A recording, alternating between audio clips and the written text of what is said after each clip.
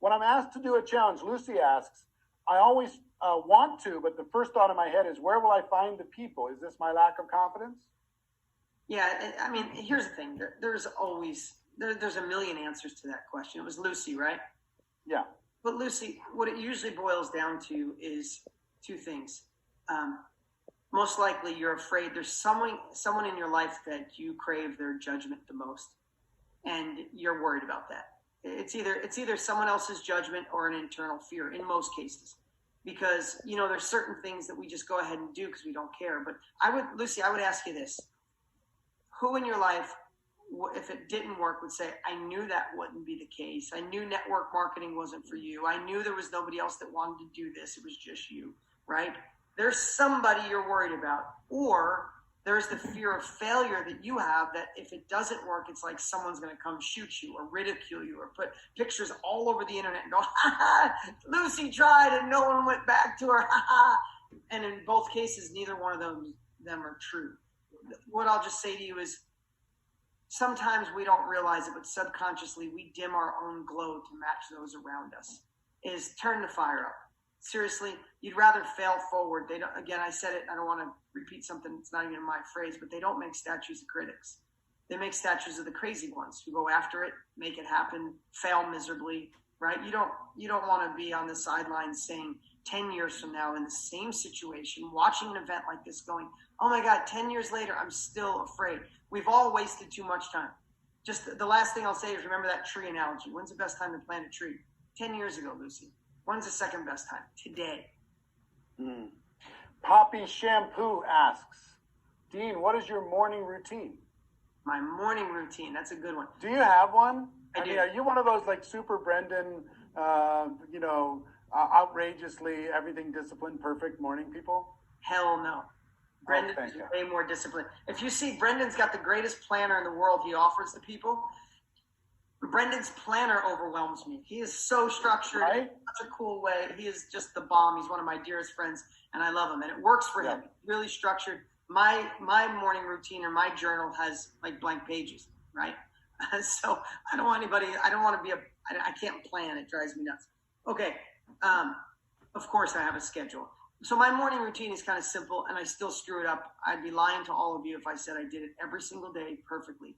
But I look at it in two different frames of mind. And this is what you should think about, is either playing offense of the day or defense. Now, if you play hockey in life, right? If you're a goalie, what do you do your whole life? You play not to lose. If the only player on a hockey team was the goalie, could you ever win a game in your life? You can't, because you're playing defense every day. You can't win a game by stopping other people from scoring. You have to play offense. You have to play a mix. So here's what I do. I just think of the fact, Eric and the gentleman asked the question, the shampoo, I think it was, right? Poppy. Yeah. I just try to set my day up to play offense. I want to set the day up that I work on the things that can move the needle in my life, not just wake up and fix shit, not wake up and answer the emails, solve the problem, solve the text, right? I want to move the needle forward. So here's a routine that I do 90% of the time, and I'm going to tell the truth that I screw up some days, and the days I screw up, it ruins my day. I wake up with my eyes open. I try not to look at this first, unless there's something really important coming through. And I think one thing I'm grateful for. I could be laying next to my wife, that my son's okay, my kids are okay, that it's raining, not raining, that the sheets were comfortable, like low-level stuff. Just something that puts your mind in a place of gratitude. Secondly, I think of one thing that was a win for me or I accomplished the day before. Because most of the time we beat ourselves up. We go to bed and say, I didn't do shit yesterday. It's a lot. You got a lot more done than you thought you did. You just didn't give yourself credit. And the second thing I do is I think of one win that I want to have that day. So if I literally in moments find gratitude, oh shit, I did get that done yesterday. Oh heck, I can't wait to get this done today. Those things put me in the right space to play offense. And if I could not look at my phone still, and I get up and I pound a green drink, do a little oatmeal, and then I go exercise, if I pull that off in the morning, my day is pure fire. I'm focusing on the things that move the needle. About 10% of the times I wake up, look at my phone, get sucked into it, go sit on the bench in the gym and answer emails and don't work out. And that's usually not my best days. I love that. Being proactive to start the day, critical. Darcy asks, what's it like working with Tony? awesome. It really is. Tony changed my life. Can I say one thing real quick? Yeah. I would just say people think Tony on stage and off stage is different people. He is a absolute, I don't want to say freak of nature, but it's stunning the amount of energy that he has 24/7. It's just absolutely stunning to me. But you work with him more than I do. Share your. Yeah, I'll just say this. Sometimes the biggest disappointments in life are when we meet our heroes, and some people portray one way to the world, and then you meet him, you're like, shit. But Tony's even a better man behind the scene than you would think. He does more for the world than anyone knows. I mean, if you knew what he did all weekend he was in service. He spent the entire weekend. It's his business, so I can't share it. We talked 4 or 5 times over the weekend, but he was solving a big problem that the world needs that no one will know. It won't be on his Facebook. It won't be on his Instagram. He won't be shouting out it, but that's just who he is. He's in a place where his whole life's dedicated to service. He's just a good dude. Yeah, he is a good dude. How much time do you have? I can go another 10 minutes. All right, we'll get as many as we can. Tony Packus asks, Dean, what would you say to someone who is able to see success when times are easy, but when trauma hits or life gets hard, to be able to find the balance and not allowing those lies of the enemy to take root? I'm on a success/failure roller coaster, and I just want to soar. Yeah, so a couple things that come to my mind. One is we're never judged by when things are easy. We're judged when things are hard, right? We know that. Secondly is I met a guy named David Kekich. David was paralyzed from the neck down when he was older. And he had these Kekich credos, these little a card that like was a business card that folded out. And one of them was living the hard way is easy and living the easy way is hard. And I think that probably makes sense just to everybody who's listening right now, right? Sitting on the couch, ordering pizza and not working out and not doing crap with your life. That's kind of easy. Pizza's pretty amazing. It's my favorite food in the world. But it's pretty hard to be 65 and be out of shape and have diabetes and be a horrible example for your kids and grandchildren, right? It's really easy to say, I'm just going to stick with this job. I don't love it, but it pays the bills. That's good. It's really easy just to settle for that.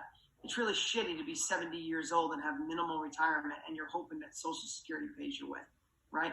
It's really easy to not be an active listener with your spouse. It's really easy to travel and do something behind their back that they don't know about. That's really easy. But it's really hard being in a loveless relationship or being lonely when you're old. So what I'd say to you is it's really easy to not put the effort in when shit's going sideways. It's going to be really hard in 2 decades from now when you look back and realize you got left behind or you didn't live into your full potential. Feel that today. Love that.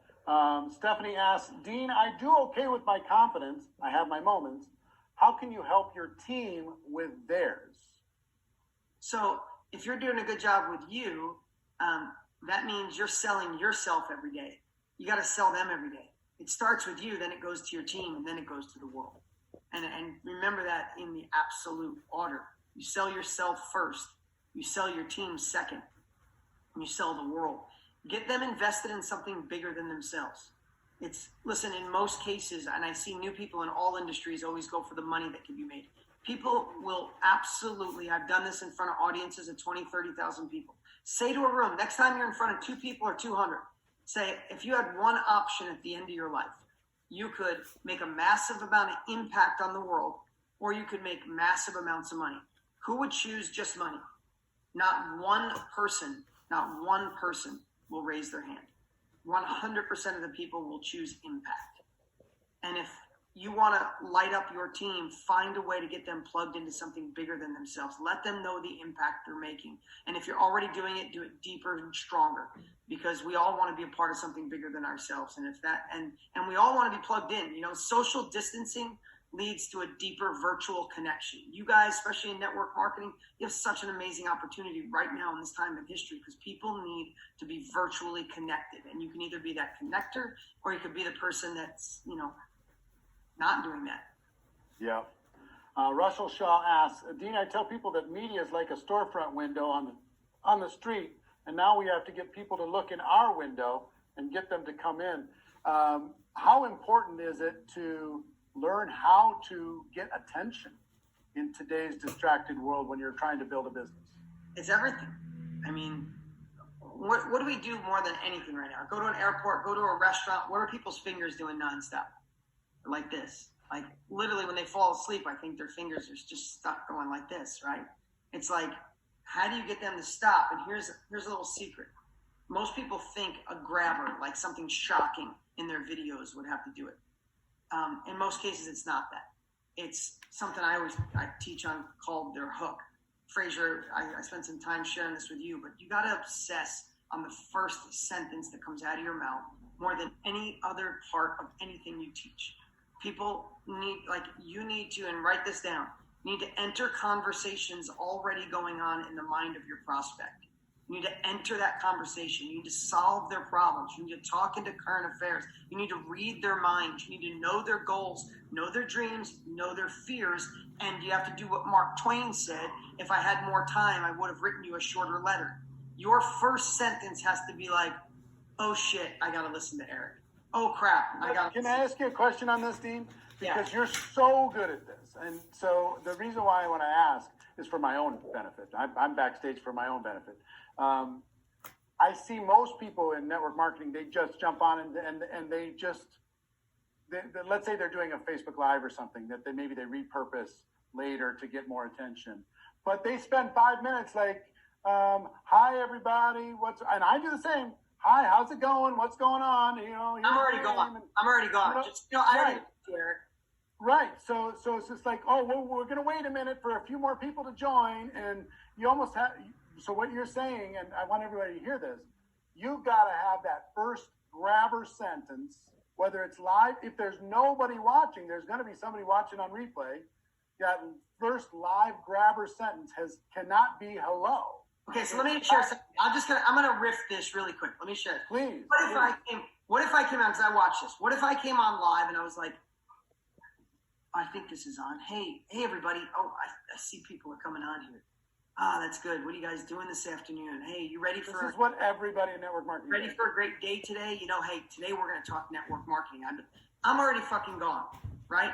But what if, as soon as you got to me, I said, hey, have you ever in your adult life looked in the mirror and thought to yourself, oh my God, I thought I'd be further ahead by now? Well, heck yeah, you have. We all have. What if today I was going to show you how network marketing could be the answer, and it's not the old school MLM? All right, that's what we're going to talk about today. Which one do you stop for? Yes. Right? But so many people will spend hours geeking themselves out, stressing themselves out about the story you're going to share, and you need a good story. About what the offer is going to be, you need a good offer. But if nobody's listening, it doesn't matter. You have to stop them in that first sentence, spend all the time obsessing on it. And if you're looking down or saying, we're waiting for people or any of that, you're already gone. They're already on to somebody else. They're already buying stuff from Fraser or something. Everybody, please listen. That first sentence, I'm listening myself because I'm guilty. I'm like, hello, everybody. Hi, it's Eric here. And nobody cares. So give a quick thing, because most of the views are going to happen in replay anyway. A attention grabbing sentence, and it feels incongruent because when you first go live, that first moment, there's nobody that had a chance to be on yet. But the majority of people watch replay, so it's got to be there. Yes. So you just got to hammer that. Thank you so much for that. That's super helpful for me. Fedor asked, what do you do to keep your energy every day? I love what I do. I said it earlier. You got to sell yourself daily, right? You got to sell yourself daily and what success meant to you last year doesn't mean it's the same thing that success will mean to you next year. In my 20s, success was completely different. My 30s, it was different. My 40s, it was different. Now my 50s, it's different. Right now, I love impacting lives. I love being a good dad. I love being a good husband. I love being a leader to my team, and I love innovation. I love helping out my dear friends like Tony Robbins. That shit drives me. It juices me up. And I want to go faster, quicker, bigger. I want to make a bigger impact. That lights me up. If you're just in it for the paycheck or you're just in it just for the dollar, that usually doesn't drive you this way. Find a way to have deeper meaning and deeper purpose. I love it. How important, all right, this is the last question, and it'll come from me. And thank you for giving up your time. I really appreciate it for everybody here. How important, if you are going to build a network marketing business, That was the only way that you could earn money. Okay. You could take all of your talent and skill and ability to reach and brand and everything else. What would you do in order to be able to position yourself in the world and to connect with as many people as possible and attract as many leaders as you could to be able to build a team? Good question. What I would do is I would find out who the top 10 are, right? I would find out who the top people are, and I would build massive reciprocity. I would go out and do something for each one of them that blew their mind. I would find out where there was a blind spot they had or a weak spot. If it was in marketing, if it was something that I was good at, I'd find a way to do something in advance. I'll give you guys a little secret. Somebody, a mutual friend introduced Tony and I 10 years ago. And we did hit it off. Somebody introduced us for a half hour. We ended up spending the entire day together. We just hit it off. We had similar childhood, similar past, and we just bonded. And that sometimes just happens. But what really bonded us is I found out that after a UPW, after you went to an Unleash the Power Within, you know, if you've been, Eric, you know what it's like. You're vibrating, you're on fire. And then you're after the event, just like when people are done with your events, Eric, it's like you need more. It's like, I need to satiate this. Tony put me in this state. It's going to fade. And he didn't have a follow-up campaign that gave people stuff to stay in state. Like you go to UPW, it's a 14 out of 10, right? Like you are in state, you want to attack the world, but a week later you feel your old life coming back. And when I recognized that after a couple of weeks of knowing Tony, I wrote a complete after-campaign, post-campaign sequence, like 6 months of Tony videos, and I even shot videos in Tony's voice of what he could shoot to give people post-event. I created the whole thing without him asking, and I gave it to his team. And I didn't even tell him. I gave it to his team, and like a month later, he found out. He's like, "Oh my God, thank you so much. Why'd you do that?" I said, "Truth is, I bought a course from you 20 years ago. You changed my life, brother. I owed you." And it really, not that I needed, but it anchored our friendship in. But there's so many relationships, and I just have to tell you, the one thing that I get, I get a million DMs and stuff a day. So many people will hit me up and be like, and I know Tom was sharing this, you were sharing this, Eric, so it's all boiling back down to similar things, is I get hit up all the time on why it would be so great I get to work with people. Dude, you should work with me. I'll make you millions. You should do this. You should be my partner. You should be a network marketer because my downline, da-da-da-da. But when people reach out to me and say, "Hey, man, I'm in network marketing," and I don't even know if that's one of your things you want to do. But here's what I noticed. These two things I'm really good at. I'd love to do this for you. I'd love to send you this video. I'd love to send you this bottle of wine. Like that is at least they're in the door, and it's reciprocity at its finest. Now, I don't know the definition of reciprocity in the dictionary, but I know this. People always will keep score when they do something for other people, right? All our friends and family, most people on here right now, probably not. But because that's who you are, you wouldn't be here. But most people in the world like, and I did something for Eric. I reached out to Eric. I did something cool for him. Man, that dude never got back to me. Damn, what the hell? Is he too good for me? I don't think that way, Eric. If I did something for you and 20 other people on purpose, and I did it when I found out that you like white wine from the south side of Napa Valley, and I sent you that, I wouldn't send that counting on I'm going to get something from you. What I know is God, the universe, karma, whatever you believe in, taps you on the shoulder. And I might have solicited Fraser and Pete and Jesse and Annie and Sarah and Tony, and nobody got back to me. But all of a sudden, Bob, that you didn't know, taps you on the shoulder and says, "Hey, man, would you like to do this job, do this, partner with me?" And it's bigger than all of them combined. So I've come to just believe that if I send something to Eric and he can call me back, I hope he enjoys the wine. Because I know I did enough good. I built enough reciprocity that God or karma is going to pay me back. I love that. Dean, thank you for your contribution. I can't wait. We'll get together and we'll talk through the details for GoPro. Thank you.